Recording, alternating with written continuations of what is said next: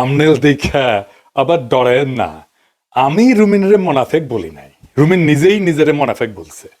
ওই বলিছে যে শিবির মোনাফেক, কারণ তারা পরিচয় লুকায় ছাত্রলীগে ঢুকে কাজ করিছে। আগে তার কথাগুলো শুনেন, অনেক জায়গায় বলছে, সব জায়গা থেকেই শুনাইতেছি। যে গত 15 বছর তারা দল করতো একটা, বোরখা পরে নাম লেখাতো আরেক জায়গায়। একটাও শিবিরের কর্মী আপনি কিন্তু বিশ্ববিদ্যালয়ে গত 15 বছরে খুঁজে পাবেন না, সব লীগ হয়েছিল। তারা যে নিজের পরিচয় দিয়ে পলিটিক্স করবে এইটুকু ন্যূনতম মানবিক মর্যাদা, আত্মমর্যাদা এবং সাহস তাদের ছিল না। এটা কেবলমাত্র যে রাজনৈতিক এক ধরনের মুনাফেকি তাই নয়, এটা পুরো জাতির সঙ্গে এক ধরনের খেলা। দেখুন, আমরা তো এনসিপিরও অনেক মুখ্য যারা সামনে ছিলেন নেতা, তাদেরকেও তো দেখেছি একসময় ছাত্রলীগের হয়ে কাজ করেছেন, প্রধানমন্ত্রীর সঙ্গে ছবি তুলেছেন এবং সেই ব্যাপারে ধন্যবাদ জানানো হয়েছে, প্রধানমন্ত্রী প্রশংসা করে ফেসবুকে স্ট্যাটাস দিয়েছেন, বঙ্গবন্ধুর মৃত্যুর দিনে তারা শোক প্রকাশ করেছেন। সো এগুলো আমরা দেখেছি। শুনিছেন তো, বাংলাদেশের রাজনীতিতে পরিচয় লুকায় আরেক দলে কাজ করার ইতিহাসের ঐতিহ্য কাদের জানেন? বাম আর কমিউনিস্টদের। এমনকি রুমিনের বাবা অলি আহাদ কমিউনিস্ট হইয়া পরিচয় লুকায় ছাত্রলীগে কাজ করেছে। কি রুমিন, প্রমাণ দেব? আজকে ব্যারিস্টার রুমিন ফারহানার আদ্যপন্ত জানবো জিরো টু হিরো চ্যানেলের মাধ্যমে। এমনকি এখন পর্যন্ত আসসালামু আলাইকুম প্রদর্শক শ্রোতা, বিএনপি থেকে বহিষ্কৃত নেত্রী রুমিন ফারহানার এবার রাতের ভিডিও ফাঁস করে দিলেন সাংবাদিক ইলিয়াস। গুরুত্বপূর্ণ তথ্য আছে, আশা করি সম্পূর্ণ ভিডিও জুড়েই থাকবেন। চলুন ভিডিওতে বিস্তারিত দেখে আসি। যুগান্তর পত্রিকা একটা বিশেষ সংখ্যা করেছিল গত বছর ভাষা আন্দোলন নিয়ে, 21-এর বিশেষ আয়োজন ভাষা আন্দোলনে কমিউনিস্ট পার্টির ভূমিকা। ওইখান থেকে পড়ে শোনাই। হ্যাঁ, এটা হাইলাইট করে দিয়েন। এই প্রসঙ্গে 1952 সালের 15ই মার্চ ঢাকার মার্কিন কনসাল জেনারেল এই মর্মে ওয়াশিংটনে বার্তা প্রেরণ করে যে 52 ভাষা আন্দোলন জোরদার করতে ছাত্র সমাজকে খেপিয়ে তুলেছিল কমিউনিস্ট পার্টি। ঢাকায় সর্বদলীয় সংগ্রাম পরিষদের অদূরদর্শী সিদ্ধান্তে আন্দোলনের নেতৃত্বের যে শূন্যতা সৃষ্টি হয় তা পূরণ করেন যেসব অরাজনৈতিক নেতৃত্ব, তাদের মতাদর্শগত পরিচয় তারা সবাই কমিউনিস্ট সংশ্লিষ্ট। নাম কয়ে দিছে কারা কারা। এদের মধ্যে উল্লেখযোগ্য হইলেন অলি আহাদ, রুমিন ফারহানার আব্বা, আব্দুল মতিন, ইমাদুল্লাহ, মোহাম্মদ তোহা, মাহবুব জামাল জাহিদি, মোহাম্মদ সুলতান, কেজি মোস্তফা, গাজীউল হক প্রমুখ। রুমিন কি নিজেকে মোনাফেকের সন্তান বলে মেনে নেবেন? আরো রেফারেন্স লাগবে? আচ্ছা দি, মুজিবের উপলব্ধি মোস্তাক অলির বিদ্বেষ, সিরাজুল ইসলাম চৌধুরী দেশ রূপান্তর লিখেছে। ওটি বলিচ্ছে 1948 সালের পূর্ব পাকিস্তান মুসলিম ছাত্রলীগ যখন গঠিত হয় তখন তাতে তিনি যোগ দিতে চাননি, মানে অলি আহাদ সম্পর্কে বলিচ্ছে। সংগঠনটি অসাম্প্রদায়িক নয় বলে এই কারণে আওয়ামী মুসলিম লীগও তাকে আকর্ষণ করেনি। তিনি ছিলেন যুবলীগে, যেখানে আত্মপ্রকাশে অসমর্থ কমিউনিস্টরা গোপনে কাজ করছিলেন। 1948 সালের ফেব্রুয়ারির শেষে কলকাতায় অনুষ্ঠিত সোভিয়েত ইউনিয়ন প্রভাবিত পূর্ব এশীয় যুব সম্মেলনেও তিনি যোগ দিয়েছিলেন। 1950-এ না চলে কৃষক বিদ্রোহ হয়, নেতৃত্ব ছিল কমিউনিস্ট পার্টি। পার্টির স্থানীয় নেত্রী ইলা মিত্রকে পুলিশ গ্রেপ্তার করে এবং যেভাবে নির্যাতন করে তাতে পাকিস্তান রাষ্ট্রের নৃশংস চরিত্রের প্রথম উন্মোচন ঘটে। রাজশাহী কোর্টে ইলা মিত্র একটা জবানবন্দি দেন। অলি আহাদ স্মরণ করেছেন যে স্পর্শকাতর ও ক্ষুব্ধ মনের তাড়নায় তিনি সর্বসাধারণের জ্ঞাতার্থে অতি গোপনে বহু কষ্টে ঢাকার একটা ছাপাখানা থেকে ইস্তেহার আকারে জবানবন্দিটি ছাপিয়ে সন্তর্পণে সর্বত্র বিলি করার ব্যবস্থা করেন।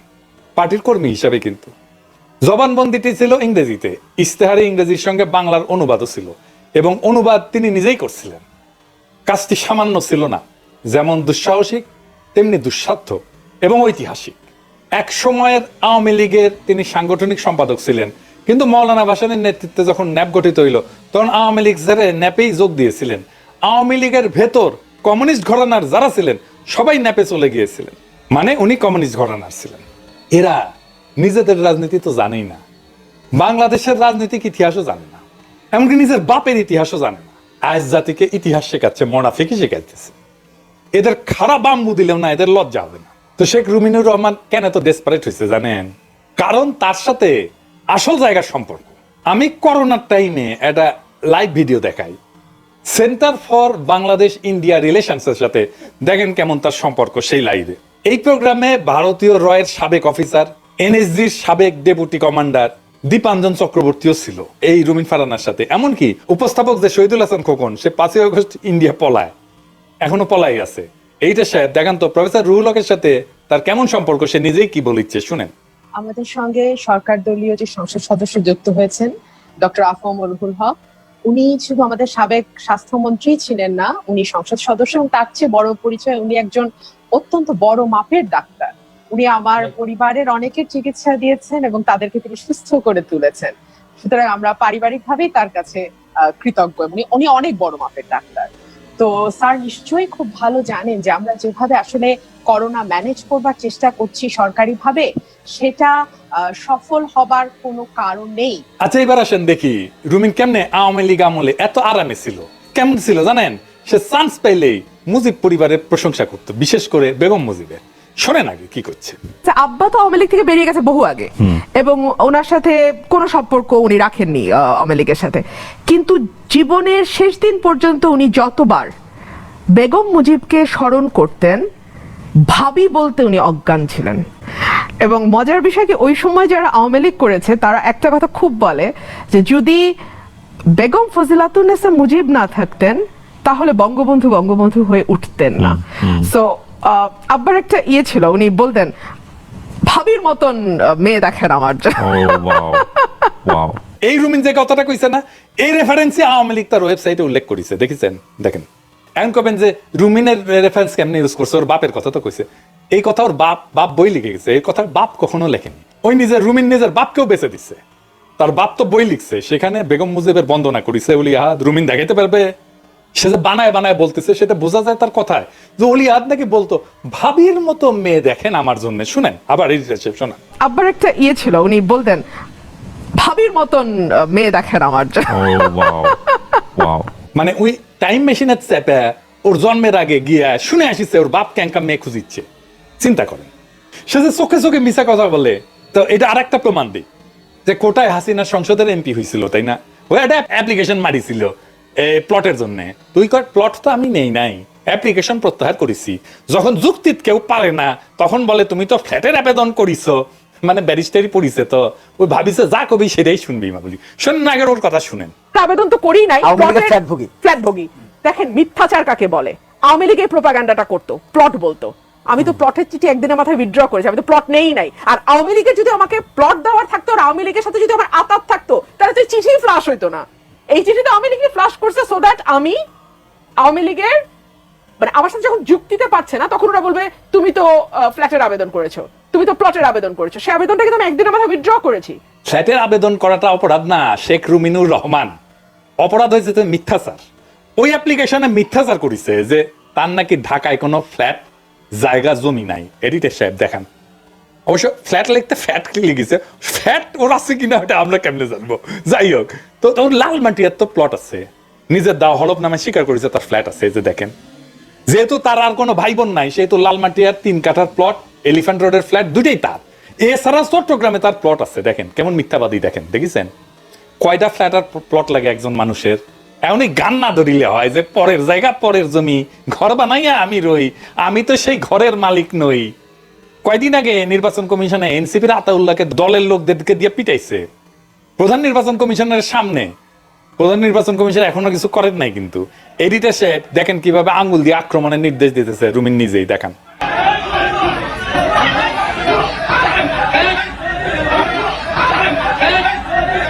রুমিন নিজে মব মব করে চিল্লায় আর আতাউল্লাহকে পিছে মব লেলাই দিছে। আবার বাইরে এসে কয় কি বিএনপির লোকেরা তারে ধাক্কা দিছে। শুনেন, যেটা 15 বছরে হয় নাই সেটা আজকে হয়েছে। অলমোস্ট আমার গায়ে ধাক্কা দিয়ে আমাকে ফেলে দেওয়ার চেষ্টা হয়েছে। যেই বিএনপির নেতা কর্মীদের জন্য গত 15 বছর লড়াই করলাম তারা আমাকে এখন ধাক্কা দেয়। তো ঠিক আছে, ধাক্কার বদলে তো ধাক্কা আসবেই, তাই না? সেটাই হয়েছে। দেখেছেন তো বিএনপির লোকেরা যদি ওক ধাক্কা দেয় তো এনসিপির আতাউল্লাহর উপরে কেন চড়া হইল? আবার গর্ব করে কয় যা হওয়া তাই হয়েছে। ওই আবার মব শিখায়, গুন্ডা রানী একটা।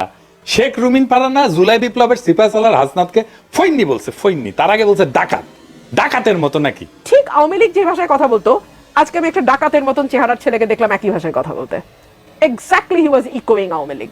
সেই একই কথা আবার কমেন্ট করিছে আলো আসবে গ্রুপের বাকশালী সৈনিক শাওন। শাওনের আবার বন্ধু কিন্তু ওই দেখেন দেখেন দেখেন কেমন বন্ধু, ছবি দেখেছেন, দেখেন দেখেন। এই শাওনের কমেন্টে ভর কইরা হাসনাতকে বান্দির পুত বলছে আর এক বাকশালী জহিরুল ইসলাম মামুন। ওরা জহিরুল ইসলাম লেখে না আর কি, ও সেকুলার বানাইছে নাম ডাক, ও লেখে মামুন। হ্যাঁ, বাহ কি দিন আসলো। সব বাকশালীর মুখের ভাষা এখন শেখ রুমিনুর রহমানের পোস্টে দেখি চাও বাংলাদেশ এখন কারা কোন দল করে এখন মেলায় নেন। শেখ রুমিনুর রহমান, তুমি যে গর্ত থেকে প্লট বলে চিৎকার করেছিলে, ওইখান থেকে তোমাকে উদ্ধার করেছে হাসনাতরা।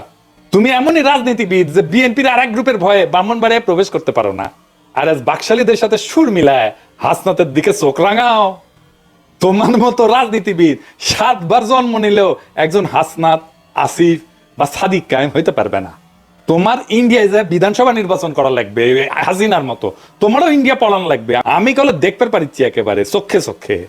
এক হাসিনা জান কালা কালা করে দিয়ে গেল, আর দেখেন আল্লাহর কি কাম, আর একটা হাসিনা হাঙ্কের কান্দে চেপে দিল কথা তালা। একই কিসিমে, একই রকম হিংস্র, একই রকম মিথ্যাবাদী, একই রকম লোভী। হে খোদা, তোমার দিলে কি একটু দয়া হয় না আমাদের জন্য? এক দেশে এক কঠিন জাউরা লোক আছিল, কঠিন জাউরা, মানে ওর মতো জাউরা জিন্দগিত কেউ দেখেন। হেন কুকর্ম নাই যে করে নাই। তো ওই মরার টাইমে ওর পোলারে ডাকিছে, ডেকে কয় যে জিন্দগিত তো বাপ কেউ ভালো কথা কইল না আমাকে নিয়ে, এমন কিছু করিস বাপ জীবনে যেন আমাকে নিয়ে না ভালো কথা পাবলিকে বলে। তো বাপ মরল, তারপর ওর পোলা ও বাপের চাইতে ডাবল জাউরামো শুরু করলো, পাবলিকে কইতে শুরু করলো ওর বাপটা এর চাইতে ঢের ভালো ছিল। হাসিনা হেলিকপ্টার কল্যাণের টাইমে এই শেখ রুমিনুর রহমানকে কয়ে গেছে এমন কিছু করিস বই যেন পাবলিকে আমাকে ভালো কয়। ওই লাইনে উঠিছে, পাবলিক আর কিছুদিন পরে কবে হাসিনা রুমিনের চাইতে 1000 গুণ ভালো আছিল, বুঝছাও? তো রুমিন, তুমি তার হেলিকপ্টার পাবে না, তুমি এক কাজ করো, তুমি দৌড়ানোর অভ্যাস করো প্রত্যেকদিন সকালে, তোমাকে দৌড়ানি দিবি পাবলিক কিছুদিন পরে। এমন দৌড়ানি দিবি না, দৌড়াতে দৌড়াতে তোমার বোন দিল্লিতে হাসিনার কাছে পৌঁছে যাবে। মাশাআল্লাহ। রাজনীতি করেছেন হোসেন শহীদ সোহরাওয়ার্দী, শেরে বাংলা একে ফজলুল হক, মাওলানা ভাসানী ও বঙ্গবন্ধু শেখ মুজিবুর রহমানের সাথে। তিনি আওয়ামী লীগের প্রতিষ্ঠাতা সাংগঠনিক সম্পাদক ছিলেন। রুমিন রাজনৈতিক ব্যক্তিত্ব, বাবার হাত ধরেই রাজনীতিতে আসেন। প্রিয় বন্ধুরা, দল থেকে মনোনয়ন পাওয়ার পর তাৎক্ষণিক এক প্রতিক্রিয়ায় ব্যারিস্টার রুমিন ফারহানা বলেন, দেশনেত্রী ও গণতন্ত্রের মা বেগম খালেদা জিয়া ভিত্তিহীন মামলায় কারাগারে। দল আমার উপরে যে আস্থা রেখেছে, বিশেষ করে ম্যাডামের মুক্তি ও গণতন্ত্র পুনঃপ্রতিষ্ঠা করা, জনগণ ও দলের পক্ষে কথা বলা, এটি যেন এমপি হয়ে করতে পারি, সেজন্য সবার দোয়া চাই। তিনি বলেন, আমি সংসদে গিয়ে দেশের সবচেয়ে জনপ্রিয় নেত্রী বেগম খালেদা জিয়ার মুক্তির জন্য কথা বলবো, দেশ ও জনগণের জন্য কথা বলবো। তিনি আরো বলেন, আমার উপর যে দায়িত্ব অর্পণ করা হয়েছে তা নিষ্ঠা সততার সাথে পালন করতে আমি সচেষ্ট থাকব। তফসিল ঘোষণার পর থেকে সংরক্ষিত নারী আসনে বিএনপির কাকে মনোনয়ন দেয়া হবে তা নিয়ে চলছিল নানা জল্পনা কল্পনা। অবশেষে তার অবসান হয়েছিল রুমিন ফারহানার মাধ্যমে। ডজন প্রতিযোগী থাকলেও নারী এমপির তালিকায় বিএনপির সিনিয়র নেতাদের পছন্দের তালিকার শীর্ষে ছিলেন ব্যারিস্টার রুমিন ফারহানা। পেশায় আইনজীবী ব্যারিস্টার রুমিন ফারহানা বিএনপির কেন্দ্রীয় কমিটির সহ আন্তর্জাতিক বিষয়ক সম্পাদক। তার বাবা অলি ফাহাদ একজন ভাষা সৈনিক ও বিশিষ্ট রাজনীতিবিদ। আইনজ্ঞ হিসাবে রুমিন ফারহানার রয়েছে বাকপটুতা ও ক্ষুরধার যুক্তি। দেশের গুরুত্বপূর্ণ একটি রাজনৈতিক পরিবারে অলিয়াহাদের মেয়ে হয়ে বেড়ে ওঠা রুমিন ফারহানা বিএনপির কূটনৈতিক উইং শাখায় গুরুত্বপূর্ণ দায়িত্ব পালন করছেন। এছাড়া টেলিভিশন টকশোর পরিচিত মুখ হিসাবেই ব্যারিস্টার রুমিন ফারহানা পরিচিত। তাকে চেনে না এমন কোনো বাংলাদেশে হয়তোবা যুবক নেই যাদের ভোটারের বয়স হয়েছে।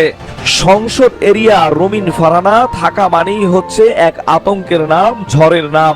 সংসদে প্রতিনিয়তই তাকে ঝড় তুলতে দেখা যায় তার বক্তব্যের মাধ্যমে। প্রতিদ্বন্দ্বী ক্ষমতাসীন দলের মন্ত্রী এমপিরা যার কথার জবাব দিতে গিয়ে হোঁচট খেয়ে যান, তার অপর নাম রুমিন ফারহানা। একাদশ জাতীয় সংসদের আগে বিএনপির মনোনয়ন চেয়ে তিনি আলোচনায় চলে আসেন। এর আগে তেমন পরিচিত ছিলেন না তিনি, তবে ব্রাহ্মণবাড়িয়া 2 আসনে উকিল আব্দুস সাত্তারকে মনোনয়ন দিয়েছিল বিএনপি। নিজ এলাকার মানুষের কাছে তেমন পরিচিতি না থাকলেও কেন্দ্রীয় রাজনীতিতে রুমিন ফারহানার পরিচিতি বেশ। কারণ বিভিন্ন সময় তার বক্তব্য সামাজিক যোগাযোগ মাধ্যম সহ বিভিন্ন গণমাধ্যমে ছড়িয়ে পড়ার কারণে দ্রুতই পরিচিতি পেয়ে যান এই বিএনপি নেত্রী। বিএনপি নেতাকর্মীরা মনে করেন দলীয় বক্তব্য জাতিকে জানাতে সংসদে কার্যকর ভূমিকা রাখতে পারবেন রুমিন ফারহানাই এবং তাদের আস্থাও রেখেছেন এই বিএনপি নেত্রী। রুমিন ফারহানা বিয়ে না করার চাঞ্চল্যকর তথ্য রয়েছে আমাদের হাতে। পার্টেক্স গ্রুপের চেয়ারম্যান ও বিএনপির সাবেক সংসদ সদস্য এম এ হাশেমের ছোট ছেলে শওকত আজিজ রাছেলের অন্যতম বেড পার্টনার রুমিন ফারহানা। নিত্য নতুন দামি দামি সব উপহার পান রাছেলের কাছ থেকে। একসাথে প্রায় যান বিদেশ ভ্রমণে। রাতের আধারের ডিজে পার্টিগুলোতে রাছেলের রাতের রানী হিসেবেও থাকেন রুমিন ফারহানা। অনেক রাতের রানীর সাথেই রয়েছে রুমিন ফারহানার সখ্যতা এবং ওঠা বসা। বিএনপির বদৌলতে একজন রাতের রানীও আজ সংসদ সদস্য। প্রিয় বন্ধুরা, রাজনীতিতে জুনিয়র হওয়া সত্ত্বেও বিএনপির সিনিয়র নেতারা সবাই রুমিন ফারহানাকে তোয়াজ করে চলে, কারণ রুমিন ফারহানার সাথে তারেক রহমানের রয়েছে ঘনিষ্ঠ সম্পর্ক। প্রায়ই লন্ডনে গিয়ে হোটেলে তারেক রহমানের সাথে রাত কাটান তিনি। তবে কেউ কেউ বা বলছেন বিএনপি নেত্রী রুমিন ফারহানার মনোনয়নপত্র পাওয়া এবং সংসদ সদস্য হওয়ার পিছনে রয়েছে এক বিরল ইতিহাস। বিএনপির সিনিয়র ভাইস চেয়ারম্যান তারেক রহমানের সাথে রয়েছে নাকি রুমিন ফারহানার ঘনিষ্ঠতা।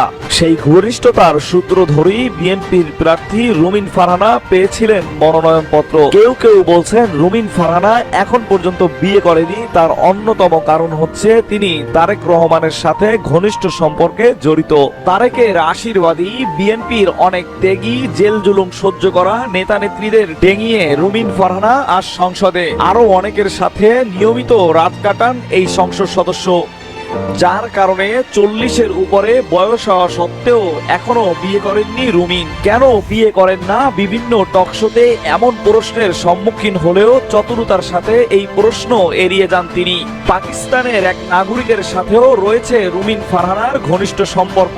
প্রিয় বন্ধুরা, ব্যারিস্টার রুমিন ফারহানাকে আপনার কেমন লাগে এবং তার সম্বন্ধে যদি আপনার কিছু বলার থাকে তাহলে অবশ্যই আমাদের কমেন্টের মাধ্যমে জানান। যদি ভিডিওটি ভালো লেগে থাকে তাহলে অবশ্যই লাইক কমেন্ট শেয়ার করতে ভুলবেন না। যদি চ্যানেলটি সাবস্ক্রাইব করে না থাকেন তবে সাবস্ক্রাইব করে পাশে থাকা বেল আইকনটি বাজিয়ে রাখুন পরবর্তী নতুন ভিডিওটি সবার আগে দেখার জন্য। দর্শক শ্রোতা, রুমিন ফারহানার সম্পর্কে আপনার কোনো মন্তব্য থাকলে মন্তব্যের ঘরটি আপনার, লিখতে পারেন কমেন্ট বক্সে আপনার গুরুত্বপূর্ণ মন্তব্য। আজকে এই পর্যন্তই। আল্লাহ হাফেজ।